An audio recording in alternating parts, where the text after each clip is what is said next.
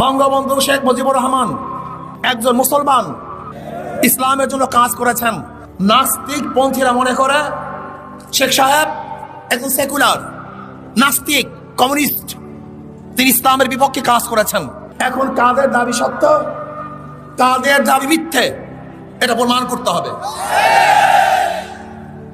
প্রথম শেখ সাহেবকে, তিনি জনাব শেখ মুজিবুর রহমান, তেনার বাবা শেখ লুৎফর রহমান, লুৎফর রহমানের বাবা শেখ আব্দুল হামিদ, শেখ আব্দুল হামিদের বাবা শেখ একরামউদ্দিন, শেখ একরামউদ্দিনের বাবা শেখ বুরহানুদ্দিন, শেখ বুরহানুদ্দিনের বাবা শেখ জানে মাহমুদ ওরফে তেকরি শেখ, শেখ তেকরি শেখের বাবা জনাব জহির শেখ, জহির শেখের বাবা জনাব দরবেশ আব্দুল আউয়াল,